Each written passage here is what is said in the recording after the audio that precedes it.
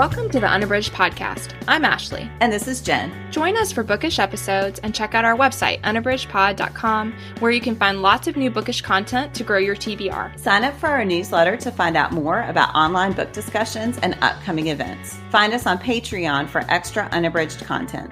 Join us on Instagram and Facebook at unabridgedpod and message us there or see our website to get plugged into the Unabridged community. You want opinions about books? We've got them. Hey everyone, and welcome to Unabridged. Today is episode 266, which is our January 2024 book club discussion of Louisa May Alcott's Little Women.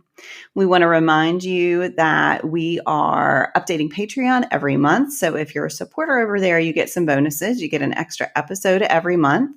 And I'll just go ahead and say that next month we will be talking about Greta Gerwig's Little Women on our Patreon feed. I'm so excited to rewatch that one. And we also have something text-based every month. So if you're not really a podcast listener, but you like to support us in other ways, then you can find that on Patreon as well. You can find out more at patreon.com/unabridgedpod. And we thank you so much for considering supporting us there. All right. Well, to start off our episode, as we always do, we are going to do our bookish check-in. Ashley, what are you reading? One of the ones I'm reading right now is Shelby Van Pelt's Remarkably Bright Creatures. Yay! So this one has been all over everything, so perhaps I'm slow to the party, although it hasn't been out that long. No. But anyway, I did still feel like I'm a little late, but I'm so glad to be finally reading it. I've been waiting for my library hold to come in for a long time and was excited to read it. And this one is it unfolds in an interesting way. And so I'm not finished yet, but I don't want to say too much, even though I'm not finished, just because I feel like part of the joy is like there's a lot of different characters and you kind of are introduced to each of them as you go along. But when the story starts, it focuses on Tova. And she is an older woman who cleans at the aquarium. And she goes at night. She's very meticulous about her work. She greets all of the creatures when she comes in, and then she does this really great job taking care of the aquarium. She has this very tight-knit group of friends. They're called the Knitwits, so because they did knit in the past, although they have continued to get together as they've gotten older. And with her group of friends, they're all like, when are you going to stop working? How are you still doing this manual labor? And so there's a lot of discussion of that. But as we get to see a little bit more about Tova, we learn that her son died. He drowned when he was 18. So she experienced that loss much earlier on. And then more recently, I think about 5 years prior, her husband had passed away also. And so she lives alone. And so part of it for her is definitely that she likes the routine and that she enjoys the work. And so she does that. And we kind of get to see her. Well, then very quickly, as you start reading, you get another perspective. And the perspective is of Marcellus, who is a extremely intelligent octopus who is in the aquarium, and he's one of the creatures whose tanks she cares for. And you discover some very interesting things. Again, I don't want to spoil anything because I did not know anything going in, and I was very surprised by some of the very early things that happened in the story. But I just think it is such a fascinating book, and there are a lot more perspectives. So that's just two of them, but you get to know several other characters, even in other locations, and it takes a while for the story to weave together. And I am loving it so much. I think that I see why it has gotten so much acclaim, because I just think the perspectives are really unique. And in fact, if you have not read this one and you're doing the reading challenge, this would be a great choice for our category about an unusual point of view because of Marcellus and his very interesting chapter perspective. And so, yeah, I'm just loving it. It is a book that I think lives up to the hype, and I'm so interested to see how everything wraps up. And yeah, it's been a great read so far. So again, that is Shelby Van Pelt's Remarkably Bright Creatures. I love that so much. Are you listening? No, I'm reading this one on the ebook. Okay. So the audiobook is fabulous. It's Marin Ireland, and Michael Urie does the voice of Marcellus. And I did not know who that was, but then we watched Shrinking on Apple TV, and he is an actor in that. And then when we went to see the musical that's based on Monty Python and the Holy Grail at the Kennedy Center, he was in that show. Oh, wow. And is phenomenal. And he just does such a good job with Marcellus's voice. So if you ever want to revisit Ashley, you would love the audio. It is so cool. good. Yeah. That's awesome. Man, it's been great. What about you, Jen? What are you reading? So I am reading Adrienne Young's The Unmaking of June Farrow, and I literally started this morning. So I'm not very far in. I picked this one up. I did the thing where I went to the library to pick up a hold and could not resist looking at the new release shelf. And I'd seen this one on Bookstagram. And so I picked it up, literally knowing nothing about it except what the cover looked like. And that Adrienne Young is one of those authors I've been meaning to try for a while, but just hadn't gotten to. So far, a couple chapters in, it's great. So the premise is June Farrow works on a family farm. It's a flower farm in Jasper, North Carolina. And as the book opens, her grandmother who raised her has just died. So it opens at her funeral, and June, out of the corner of her eye at the church, sees something strange. And we don't really get any details for a little bit. And you get a little of her backstory. So when she was born, she did not live in Jasper. She was born, her mother had left, had run away, essentially. No one had any idea where she was. And then June showed back up in Jasper. There's no sign of what happened to her mother. And so her grandmother raised her. The other big part of her backstory is that every generation of women in the Farrow family eventually goes insane and has visions. And once that sets in, you know that it won't be long until they die. So June has been seeing visions. And when she gets back to her home after the funeral, she's talking to one of her grandmother's friends, and she thinks she sees this man smoking on her porch. But the other woman clearly does not see him. And so you find out that June has been keeping this journal of all of the visions that she has been having because she's trying to keep track of how frequently they happen. So again, I'm not very far. Jasper's an incredibly small town that is out of the way of everything, but they are known for the flowers that come from the Farrow family farm. And all of the people who come to this beautiful area, for example, to get married, one of their goals is to get flowers from this farm. And June has this sense of knowing that has also been passed down the generations of like exactly the best day to cut the flowers. And so she just has all of these things that she knows that are intuitive to her and that she says she got from her grandmother. And that's basically where I am. So far, the writing is strong. I'm very intrigued by the characters. There is one thing that happens at the very end of my reading that I feel like is a spoiler, even though it's still early in the book. So I'll save that. But there are some explanations for the visions that I feel like are probably going to start emerging soon. But yeah, so great. So far, so good. So that is Adrienne Young's The Unmaking of June Farrow. I was once again a victim of the library's new release shelf. I have seen that one a lot. The cover is intriguing. Yes. And seeing a lot of it definitely makes me wonder about it too. Yeah. Well, I will let you know. So all right. Well, we are going to move on to our book club discussion. So we are doing Louisa May Alcott's Little Women, which is, I would say, a classic. And here's the synopsis, though. I do feel like most people know what this one's about.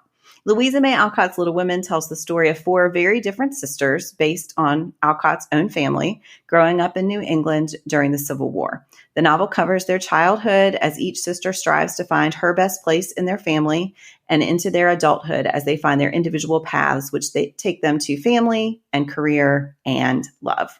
So I think as we hit overall impressions, we should also talk about our past history with Little Women, if that's okay, Ashley. And because I definitely think that probably affected each of our reading. So yeah, but what were your overall impressions? As far as history with it, I think that probably I knew about it as a kid, but definitely did not read it. And so I think my only experience with it was the adaptation where Winona Ryder is Jo. And I remember enjoying that, but I also remember very vividly that Beth dies. Mm-hmm. And I feel like that is like the thing that, and I loved Claire Danes. And so I think I can still kind of viscerally remember like the scenes where she was ill. So that is the thing that I took away from that watching, I would say. And then since then, I really haven't read it. So I was excited to give it a try. And I did enjoy it. I will say, oh my gosh, it is long. Yes. It and is really I long. and I was reading it at a transitional time for myself. So then I was very aware of just how long that book is. And so, and so overall, I mean, there were a lot of things I really loved, and I love Jo's character, and I love the way the sisters have the dynamics between them. And so there's certainly some things that I'm excited to talk about, but I had thought I might read it with my kids. And then when I read it, I was like, oh my gosh, this thing goes on forever. And I think that it's possible that, like myself, the thing that they would remember is the really sad circumstance that Beth passes away, which again, I mean, set in the Civil War era. I mean, of course, that happens. And honestly, I couldn't remember how that all unfolded. And so it was a relief when she got through the scarlet fever early on, because all I could remember was that that was the inevitable outcome. But, you know, it does happen much, much later than I initially thought. In the in the reading of it now, I was like, oh no, already. And then we see her recover, but then have these lasting effects, which I think again is very typical of illness of the time period. But it is sad. Yeah. And I also really appreciated the perspective of the mom, seeing the mom's perspective. And I think that was something that I paid zero attention to when I'd seen the story before. So that was kind of fun to see from I am much older now and have my own kids. And so, I feel like I understood that perspective in a very different way than I had in the past. So I'm glad I read it and I did enjoy it. But I would say I was not entirely swept up. I was also like conscious of just how long I had to go, So I can't say that I was like swept up and totally the time just slipped away from me. It was not quite like that. But what about you, Jen? I know you have a much longer history with this. Yeah, so I've read this. I read this when I was a kid. And then I think I've read it at least twice more since then. It had been a while. And this is one of those that, because I taught the book that I'm going to have as my pairing, so I'll save that. For years, I showed the film adaptation, Ashley, that you were talking about with Winona Ryder. Susan Sarandon's the mother. And Claire Danes is in it. Kirsten Dunst is in it. Samantha Mathis is in it. It has some great actors. Christian Bale, Gabriel Byrne. That has been lodged in my brain for years as the Little Women story. And so there are definitely scenes that are in the book that, of course, the movie cuts out because you couldn't have the movie be as long as the book. And you don't say. Yeah, it would be like an epic series. And so it was, because they came back to me as I listened to this one. It came back to me as I was listening, but I was surprised. We'll get to some of these reactions. I was surprised by some of the conversations, especially like Meg, her character. I didn't, those scenes when she's an adult and married are not in the Winona Ryder movie. But I love it. And I would say, so originally I was thinking about the length. The 2 volumes that we read that are now considered to be Little Women were published separately because the publisher thought that they were too long. And so I think your response here bears that out. And there are other books in the series that I have not read. So I think Little Men is next. And that's after Jo and Friedrich open the school. It's So I might go back and read that. But I was like, there is that distinctive. I love volume 1. I really like a lot of volume 2, but there are parts of it that were little sticking points for me that it's totally because of my modern perspective. But there were some things I had issues with in volume 2 that did not come to the forefront in volume 1. So overall, I loved the reading experience. I'm so glad we're going to talk about it. And I'm really excited to watch now Gerwig's adaptation, which I will say I saw in the theater and cried just because I thought it was such a beautiful and perfect adaptation of the book. Before even anything sad happened, I was just crying because I loved it. Yeah, so I'll be interested to see what rewatching that is like. So yeah, overall, great impression, which I expected, but maybe not as unrelievedly great as I thought it would be. So yeah, that makes sense. Yeah, it was interesting. And it is funny with those things that the movies have become more lodged in your brain than the text. Right. Yes. And then that colors your reading of the text later on, which is interesting. But I can see that because Meg, in a lot of ways, is a secondary character. You know, I would say Jo is the primary, you know, and then Amy. I think we know a lot about Amy and like their dynamics between the two of them. And then we get into Beth and Meg, and even Beth more than Meg. Yes. So I do feel like we kind of, in some ways, she is an outlier as far as how well we know the four sisters. But then we do get those perspectives that really dive into her life that sometimes, I mean, that to me, again, I mean, it has to do with when it was written and that it was written in multiple parts. But there were parts that like, it almost was like a second, like it would have been a spinoff story because you're getting something that's like totally outside of that main narration, you know, that I thought was interesting. Yeah. All right. Well, let's talk about something that worked for us. What worked for you, Ashley? Something I really enjoyed that I thought spoke both to, I think that this speaks to the time period during which Alcott was writing, but I really enjoyed it, and I think she does it masterfully, is how we see the perspective of so many people, and we really see it inside of them, you know, and I really enjoyed that. I think that it gave a richness to, for example, those little side stories with John and Meg, and you saw exactly what she thought and exactly what he thought and how that led to misunderstandings. I thought all that stuff was just really well done and enriched the characters because it helped us to see how dynamic they are and why they do the things that they do. So I just felt like, again, I know that, you know, some of that is just that omniscient narration was more common then, but it also was fun to see how Alcott used that to her advantage as a writer and just really enriched even minor characters through the use of that narration and just really letting us know the depth of why they do the things that they do and how they make the choices they do. So that was something I really enjoyed. What about you, Jen? What was something that worked for you? Yeah, I think mine's kind of connected to that. I love the way each character, each of the sisters has an arc, and they definitely grow and change. And yet, when you look at the seeds of who they were when they were children, they are also so recognizably still themselves when they're adults.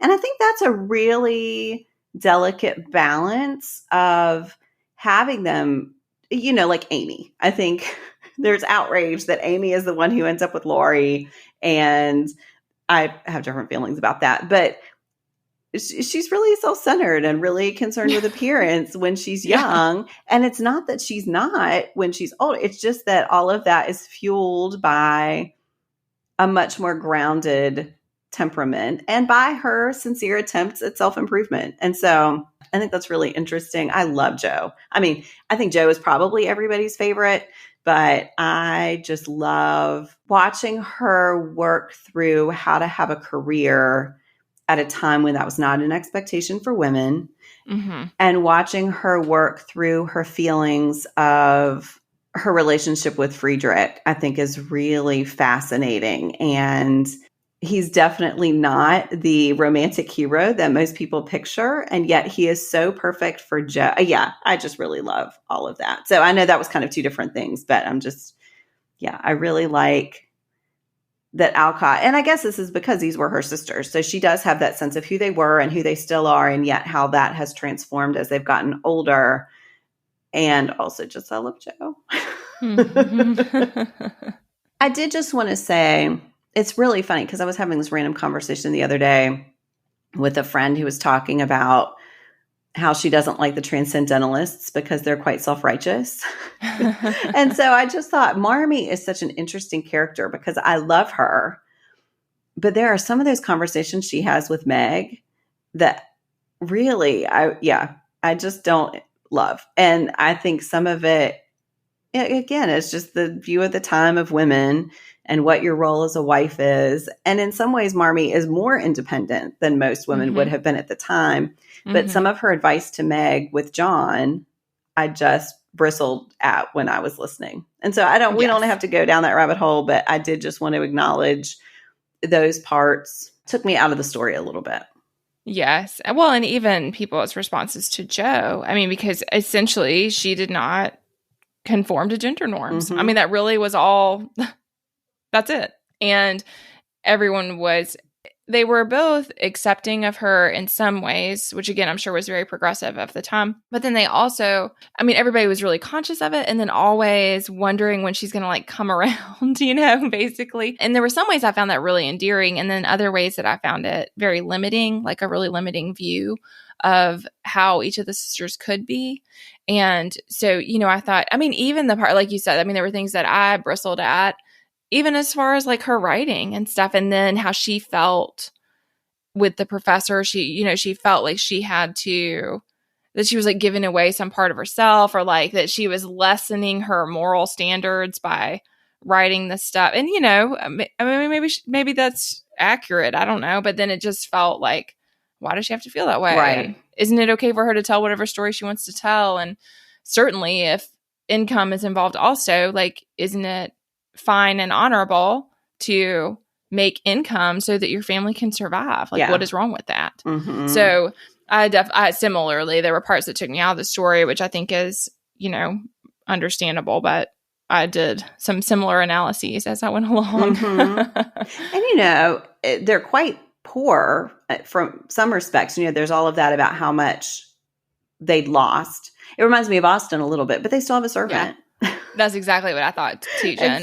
It was very much like Austin, where like they had lost some social standing. They are poor in comparison to the upper class, but then they still, have these things that are, by our standards, not indicative of major poverty. And I mean, that's okay. You don't want them to suffer, but sometimes it's hard to like have a good perspective on how hard up they really are. And then again, don't they want to make income if they can? Because we know that their circumstances are pretty dire. So then, of course. So then there's that place of privilege that you get to judge this thing that is the only way because she's a woman, can make any money. Yeah. And then like with Hannah, I mean, they were also giving her a place to live and a family to be with. But I was wondering, does she have a family elsewhere? And anyway.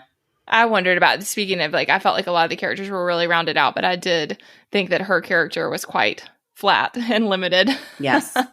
And that when she appeared, it was to make a amusing remark or do some cooking. So, I did think that was kind of interesting. But all right. Well, we are going to move on to a quote. Ashley, what quote did you want to share? I think I'm going to go with one for Jo, and I liked a lot of things about the way that we came to understand her, but this one is from Marmee, and she says, "You were like a chestnut burr, prickly outside but silky soft within, and a sweet kernel, if one can only get at it. Love will make you show your heart someday, and then the rough burr will fall off."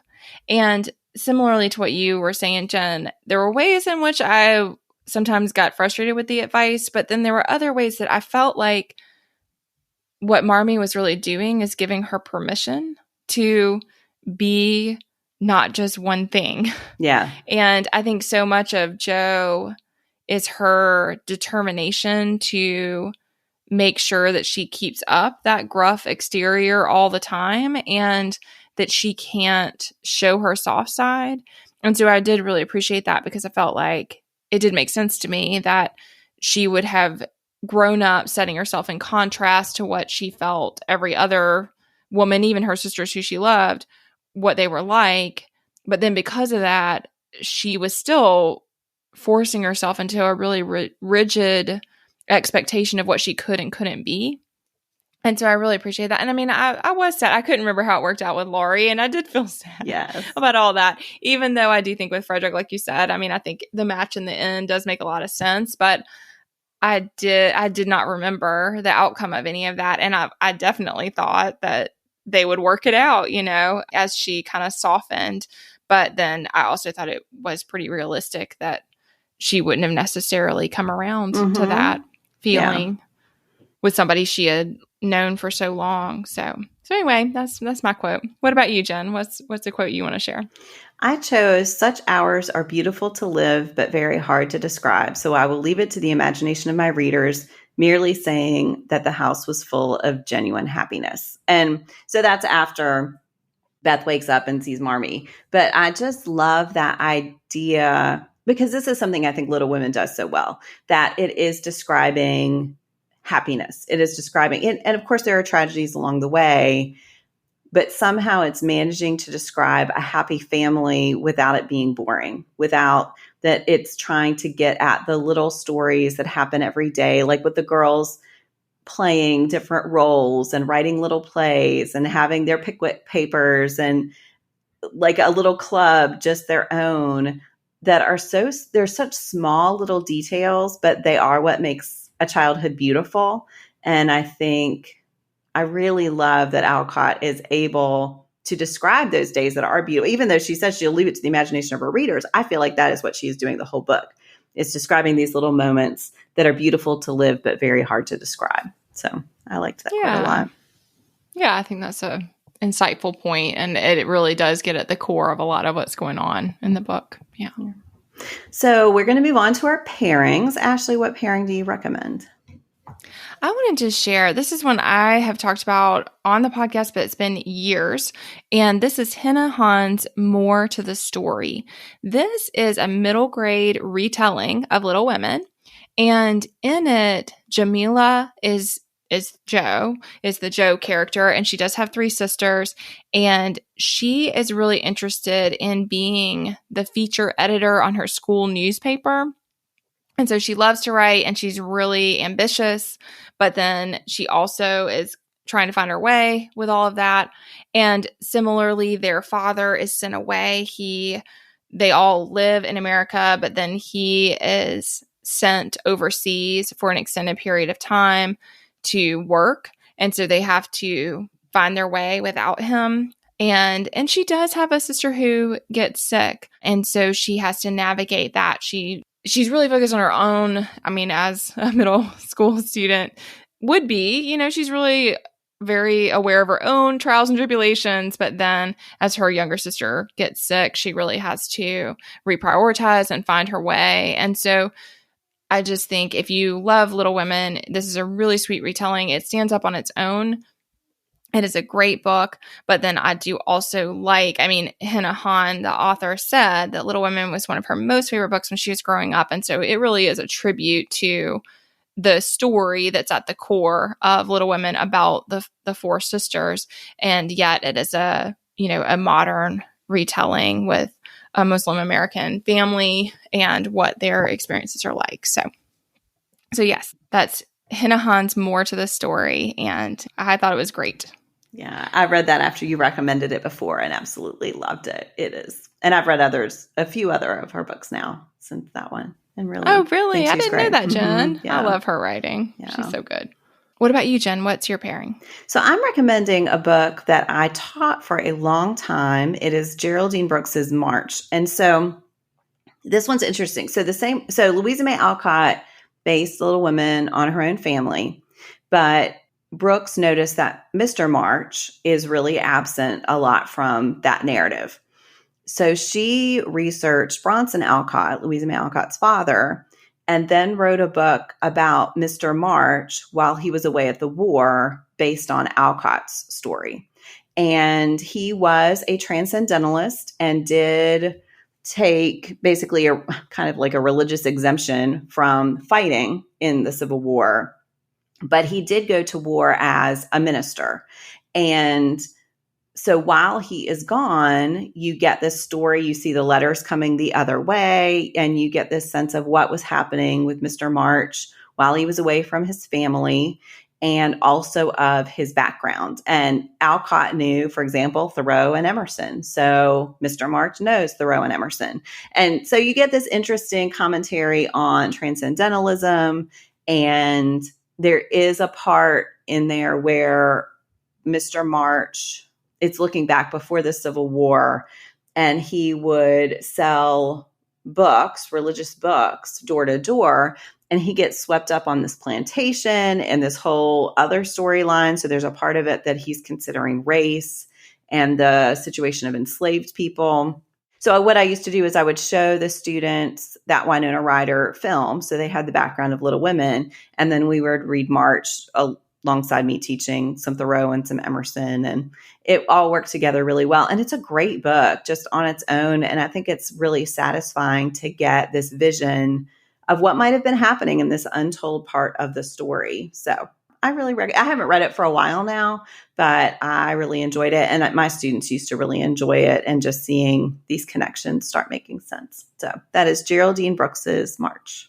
Oh, wow. I didn't know anything about that, Jen. That looks great. Yeah, it's really good. I think it won the Pulitzer the year it was out. Yeah, I was just Googling it to see if I didn't know anything about the author or anything. And so I was just looking, and it does look like it won the Pulitzer. Yeah. Mm-hmm. Yeah, she's great. I haven't read her most recent book, but I really like her. She has most of it's historical fiction, and she has a really interesting way of weaving historical research into her books. So yeah, I thought it was a great take on Little Women, new take on Little Women. We will move on now to our bookish hearts. Ashley, how about you? Oh gosh. I think this is a hard one to rate, because I feel a lot of pressure to give very high scores, but we can bypass it if you want. I would say 4 bookish hearts for me. What about you, Jen? I know. I think I'm doing 5, and I'm not sure.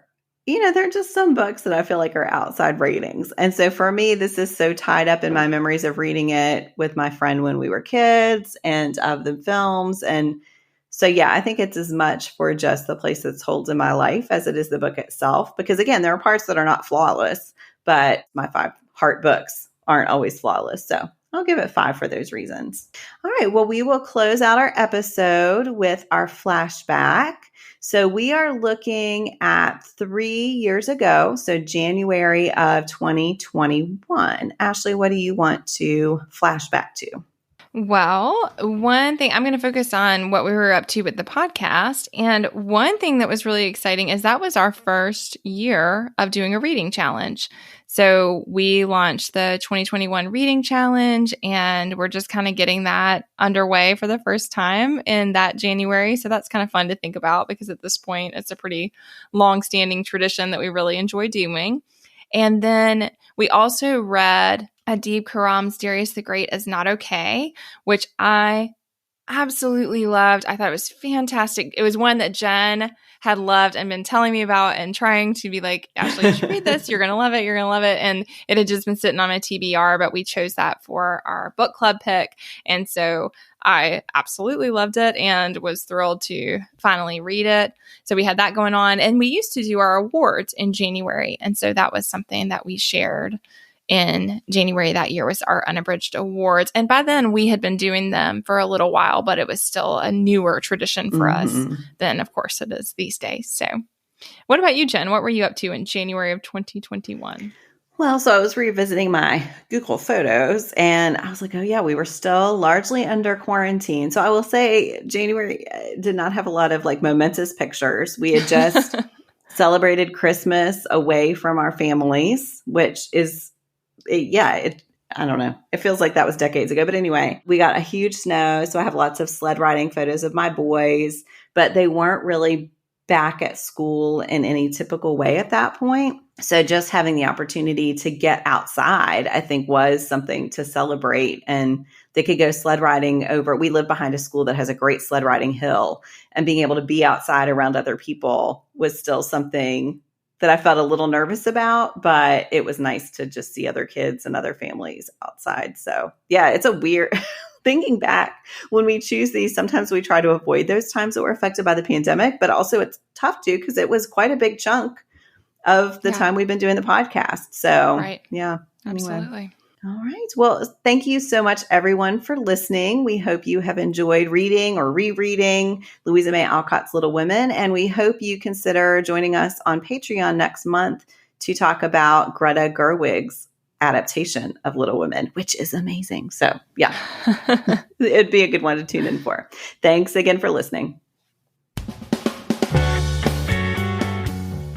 Do you have comments or opinions about what you heard today? We'd love to hear them. You can find us on Instagram, Facebook, and Twitter at Unabridged Pod, or on the web at unabridgedpod.com for ways to support us. To get more involved, you can sign up for our newsletter, join a buddy read, or become an ambassador. Thanks for listening to Unabridged.